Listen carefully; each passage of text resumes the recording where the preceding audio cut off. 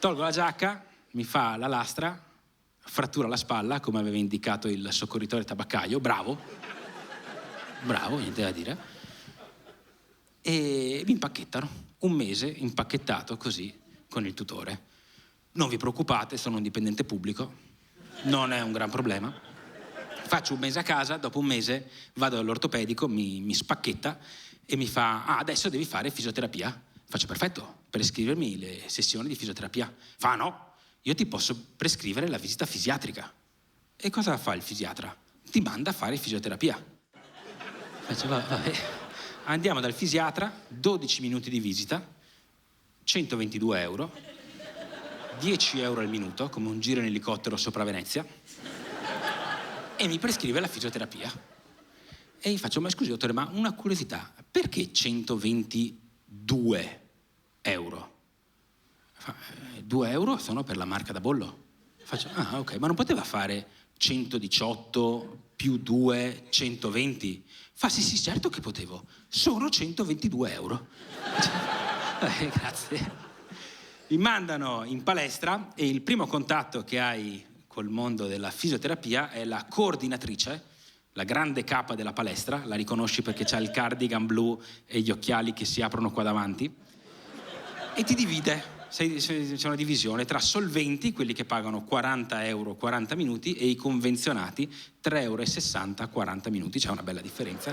Le prime 5 volte l'ho fatte da solvente, ore 9 del mattino. Vado con Mattia, questo ragazzo bravissimo, che mi spiegava che la fisioterapia è tensione sì, ma dolore no, e ci teneva a spiegarmi. Mi ha spiegato del sovraspinato, della testa dell'omero, del grande rotondo, e poi aveva uno scheletro, mi mostrava tutto, mi faceva i massaggi. È stata veramente bella come cosa. Dopo 5 volte passo in convenzione, 3,60 euro, mi cambiano fisioterapista, mi cambiano orario, passo alle ore 7:40 del mattino, mi danno Luca detto Balù, che io pensavo fosse l'orso buono del libro della giungla, invece no, era Hansen Riggenbalu, il torturatore di Mauthausen, che ha esordito dicendo, parlava una sorta di paleo veneto: mi piace il turno delle 7:40 perché non mi piace svegliarmi presto e arrivo qua più cattivo. Faccio: ma chi è che ti faceva fisioterapia prima? Faccio: Mattia.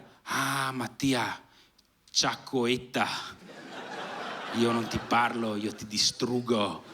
E ha incominciato a schiacciarmi il braccio, ma veramente fortissimo. Io stavo proprio male, non gli ho dato soddisfazione, ho pianto solamente una volta arrivato in ufficio. E il giorno dopo ho incominciato a giocare d'astuzia. Mi sono presentato in palestra con 5 minuti di ritardo. 5 minuti è un ritardo accettabile, cioè chi te lo fa notare è stronzo lui, no? C'è questa cosa. E sono comunque 5 minuti meno di tortura, cazzo, che non è poco tempo. Mi presento, entro dentro, 7:45, te sei in ritardo, ma non ti preoccupare, io recupero. Ogni minuto di ritardo, 2 minuti di recupero.